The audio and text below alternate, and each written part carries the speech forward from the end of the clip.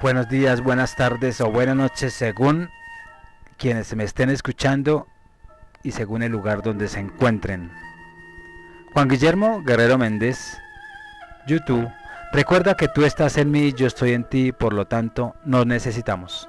Vamos a continuar en esta segunda parte con esas memorias de un drogadicto que tantas reflexiones nos han dado y muchos a través de un ex drogadicto y su testimonio han logrado salvar su vida para ser más felices en el constante vivir de unas ciudades llenas de tristeza y también de alegría. Yo no quise ser drogadicto, yo nací, crecí y moriré siendo adicto. Al nacer ya mi enfermedad estaba ahí, genéticamente estaba predispuesto a consumir drogas, incluyendo alcohol. Esto viene en la sangre, de muy atrás. De hecho, mi abuelo era alcohólico puro, y quién sabe quién más en mi familia, en mis ascendientes, eran adictos. No quiero investigar.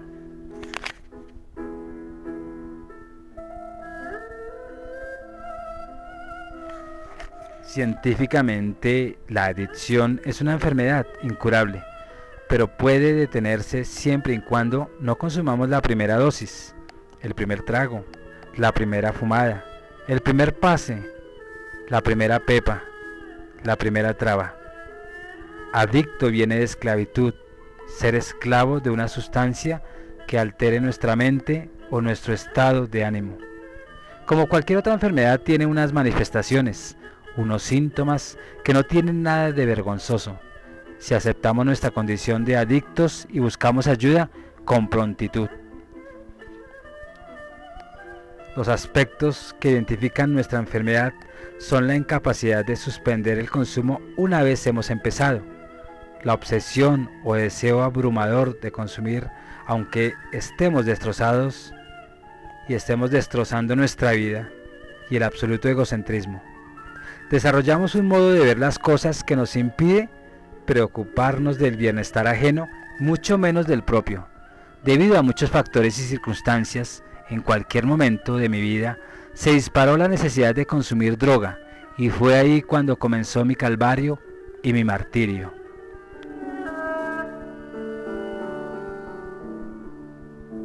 Recuerdo perfectamente la fecha de mi muerte espiritual, porque yo nací 8 de marzo de 1996, cuando comenzó mi proceso de recuperación en aquel frenocomio, manicomio del barrio Reboló, que lleva por nombre San Rafael.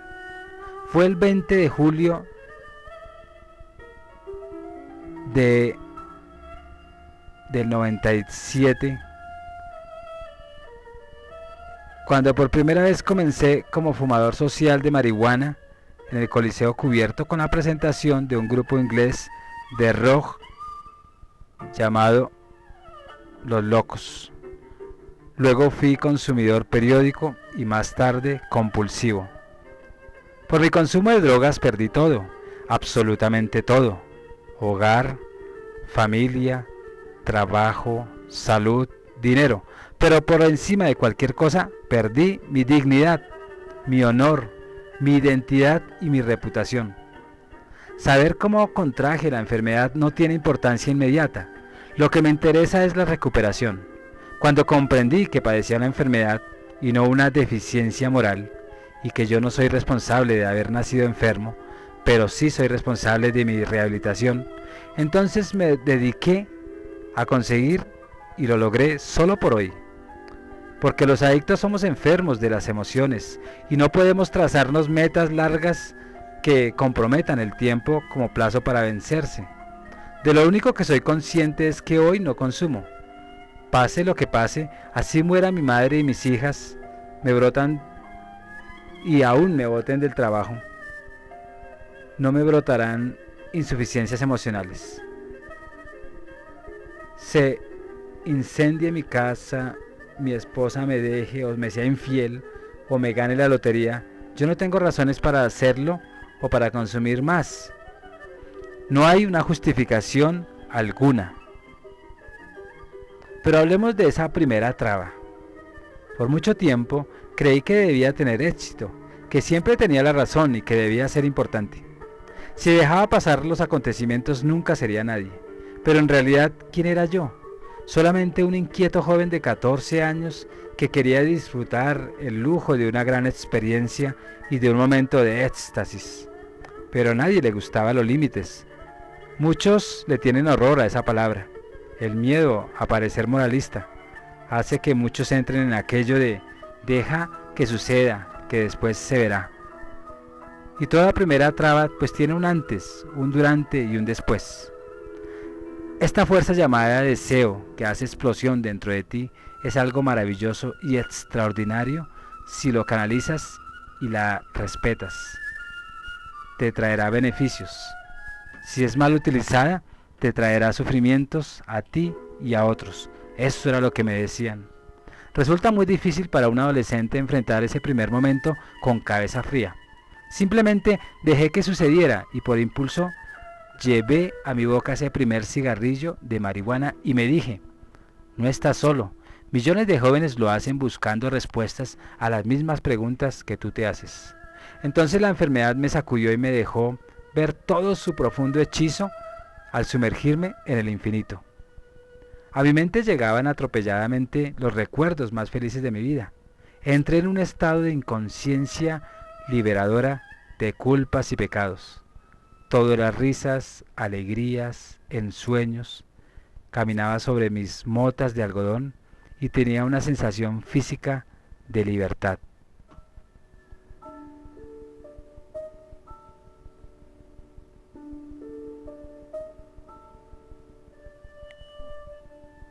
Deambulé por las calles de Barranquilla cuando repentinamente me invadió una fuerza extraña y atemorizante que se posesionó sobre mí por completo. Me detuve y miré hacia el cielo de la noche. Estaba estrellado y por primera vez en mi vida logré contemplarlo en toda su dimensión y magnitud. Me sentí como si las nubes me abrazaran y Dios estuviera dentro de mí. Llegué a mi casa en el barrio Hipódromo de Soledad cuando el día ya despuntaba. Estaba sudoroso y frío, jadeante, hambriento y con la boca pastosa y reseca. Mi madre me abrió la puerta y me lanzó una mirada inquisidora, como escudriñando en mi apariencia el rigor de una larga caminata. No pude dormir, mi mente se encontraba en profunda meditación y me sentía completamente en paz con el mundo. Sin duda alguna, mi vida se partió en dos antes y después de la primera traba. La sensación de vacío que experimenté después de aquella noche fue definitiva en mi adicción.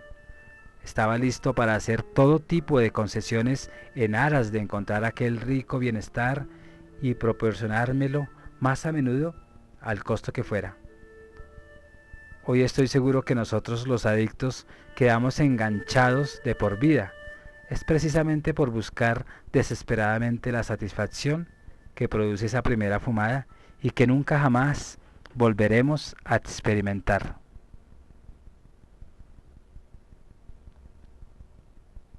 Nadie me obligó a consumir drogas.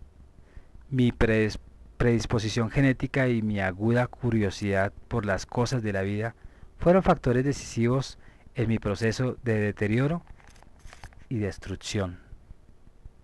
Siempre he considerado que no es amigo de alguien por azar, coincidencia o simpatía. Hay algo que nos identifica, que nos liga, que es común entre los amigos. La influencia que unos ejercen sobre otros obedece a la necesidad de aprobación y aceptación social a un determinado núcleo por parte de los sometidos o influidos a la magia y química de la amistad. Los amigos tienen entre sí virtudes y cualidades que les son muy propias, lo mismo que defectos y errores que se ajustan y combinan simultáneamente.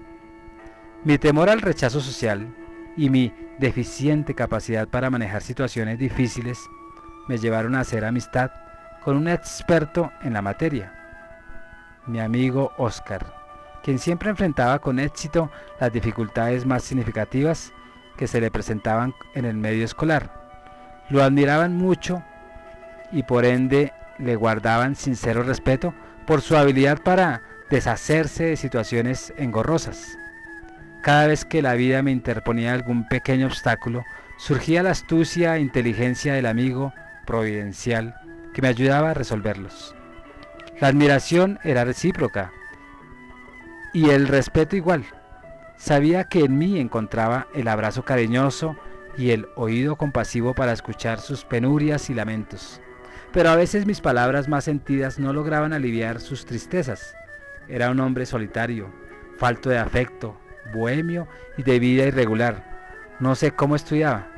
No cargaba libros, ni mucho menos cuadernos, ni lápices en su mochila escolar. Solo guardaba una navaja, filosa por supuesto, una honda de cazar, varias cuchillas de afeitar, una Biblia deshojada, papel higiénico y un tubo de marihuana envuelto en papel periódico. Con ese pertrecho académico logró graduarse de profesor normalista. En ese entonces una serie de adversidades se alojaron en mí. Parecía que todo lo que tenía se alejaba de mi alcance. Murió mi padre, me fracturé una pierna y mi madre, viuda con 5 hijos, lloraba y sufría su total desamparo. Mi estabilidad emocional fue puesta a prueba en un grado tal que llegué a pensar seriamente en suicidarme. La adversidad, soledad, pérdida y desencanto desencadenaron en mí la urgente necesidad de escapar al sufrimiento y encontré en la marihuana el mejor amigo y en Oscar mi mejor cómplice. Es aquí donde se dispara la compulsión por fumar marihuana y donde comienza a despertarse el monstruo dormido de la adicción que habita en mí. Los amigos que busqué a partir de ese momento, pues eran todos adictos. En ellos hallé el refugio a mi dolor y desesperación y encontré calor, solidaridad, apoyo y mucha identificación.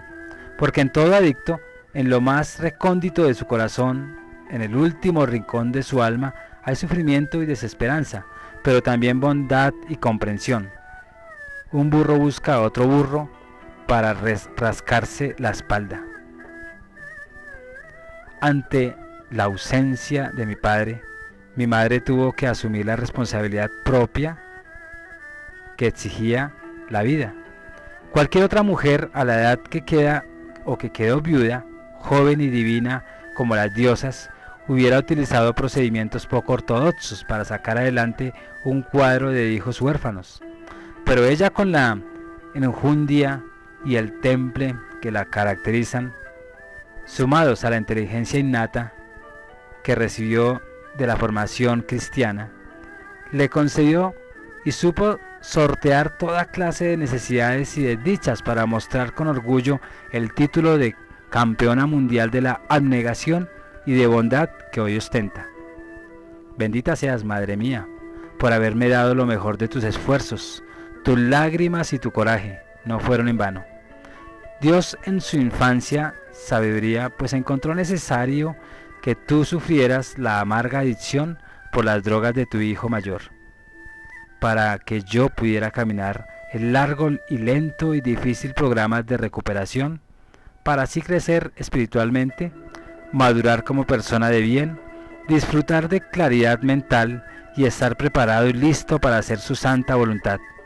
Nada en la vida es gratis. Tú y yo tuvimos que pagar un precio muy, pero muy alto, doloroso, para mantener hoy en día una relación armoniosa, consciente y amorosa, llena de esperanza y felicidad, aunque hoy estoy muy viejo y no pude disfrutar de las bondades de la vida.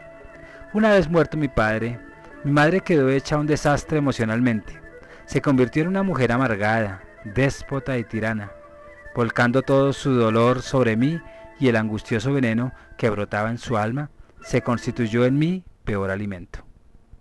Olvidaba decir que mi papá Gustavo, mi padrastro, falleció a causa de un horrible cáncer pancreático que lo transformó en un cadáver viviente. Se revolcaba de horribles dolores que lo enloquecían y se daba contra las paredes en la cabeza buscando calmar su angustia y sufrimiento. Toda aquella tragedia familiar se quedó impresa en mi mente y en mi corazón, y por supuesto en la de mi madre y mis hermanas. Las relaciones con ella se tornaron supremamente difíciles y llegué a crecer y aún a creer en ese crecimiento que me odiaban y nunca encontré una caricia, un mimo o una voz consentida, solo improperios y vulgaridades, agravios y ofensas. Pero yo no sabía que yo estaba dándome todo eso. El tiempo avanzó y mis relaciones con ella empeoraban cada día más y más. Entonces conocí a mi primera esposa, a quien amé con pasión desbordante en aquellos años maravillosos, maravillosísimos de mi vida.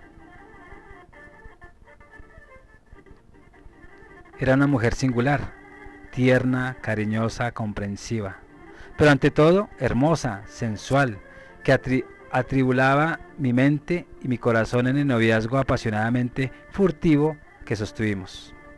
Necesitaba urgentemente de una madre que me diera lo que se me había negado y que, por derecho propio, me asistía. Fue entonces cuando decidí unirme a ella utilizando el método más común y eficaz de aquellos tiempos.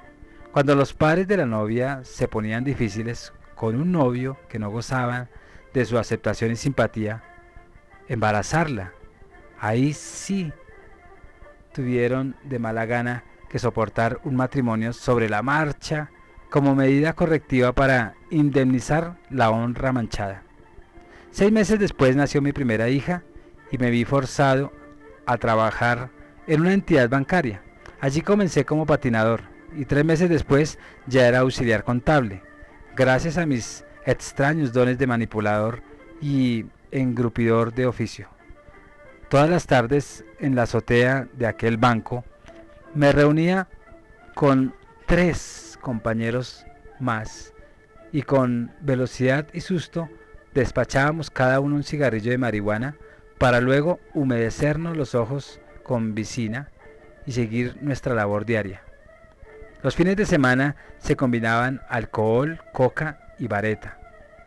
En los memorables partidos de fútbol que jugábamos en la cancha de San Isidro, en el campeonato interbancario de la ciudad, me ponían a juego, no por mis condiciones de buen jugador, sino por razones obvias. Yo era el dueño del balón, pero no aquel que se bateaba con la cancha o siendo el mejor, sino de la bolsa de perico y la bola de marihuana que surtía entre los bacanes del equipo.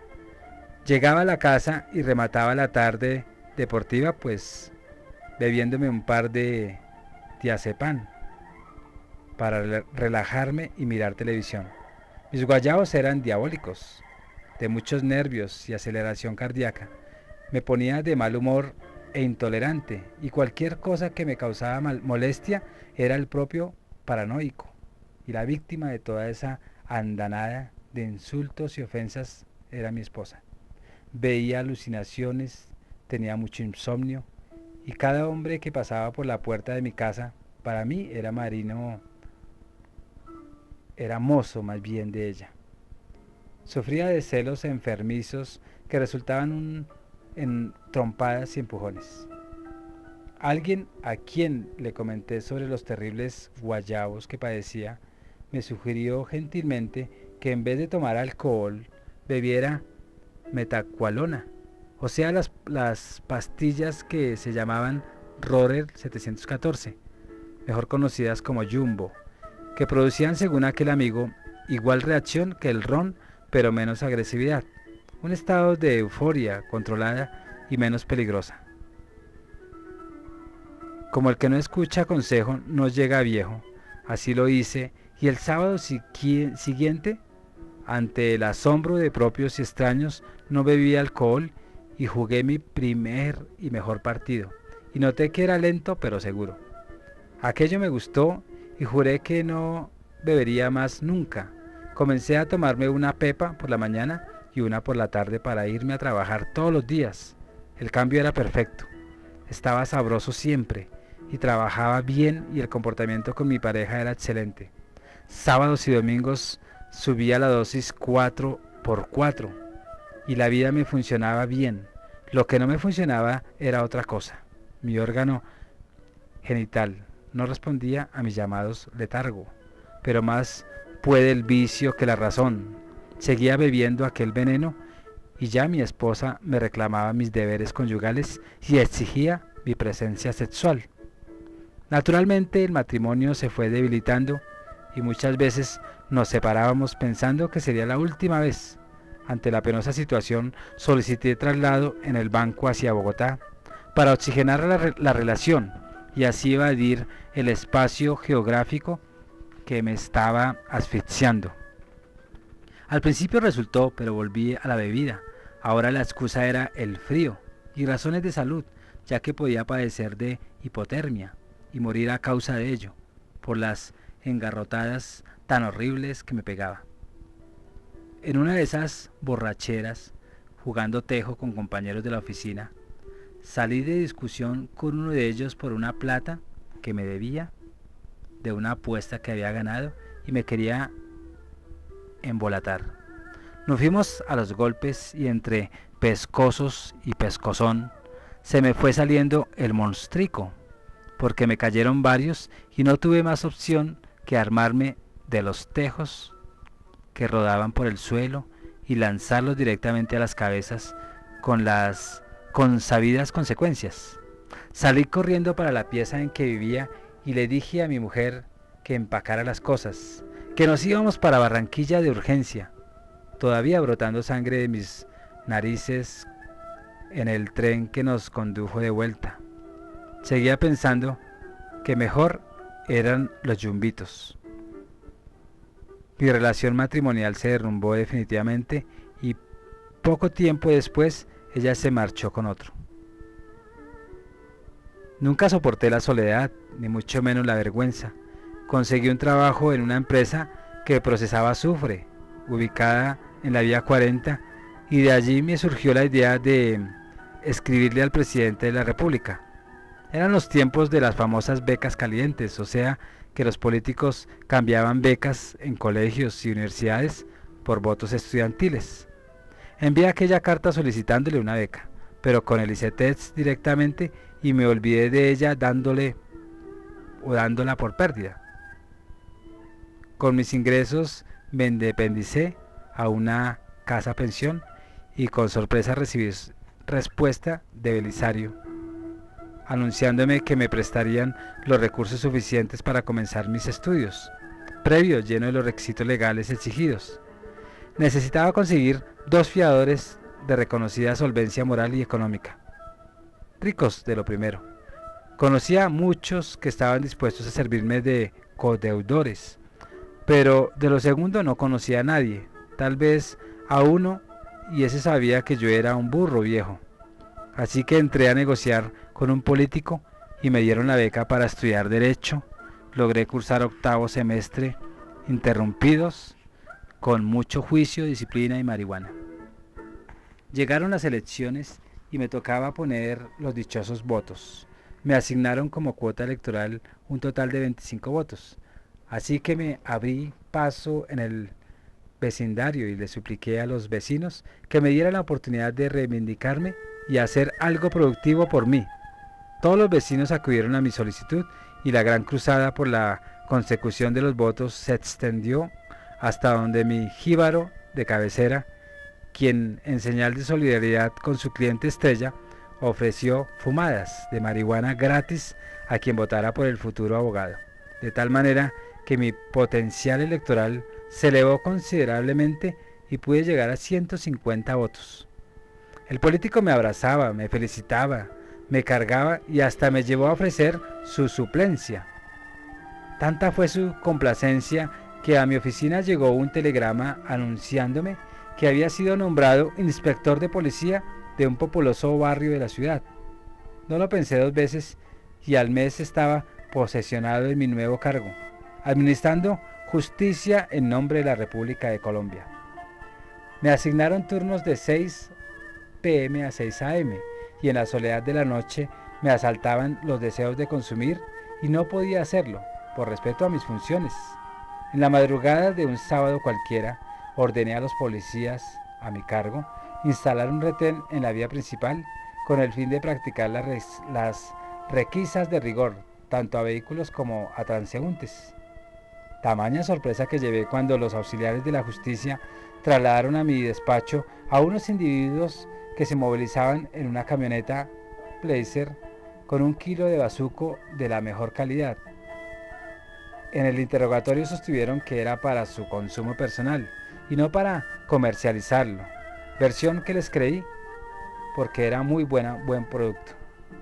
Trataron de sobornarme ofreciéndome dinero, situación que no acepté, pero llegamos a un acuerdo.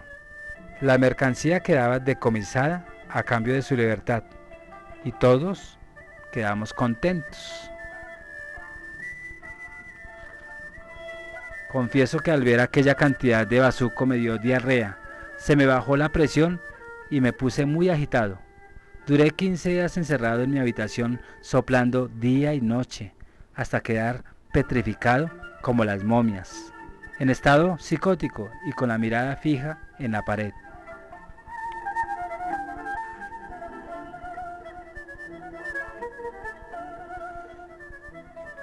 No te dejes engrampar, porque ya sabes cómo está segura tu deficiencia intelectiva y emocional. Juan Guillermo Guerrero, 320-370-0091. Recuerda que tú estás en mí, yo estoy en ti, por lo tanto nos necesitamos. Reacciona a tiempo.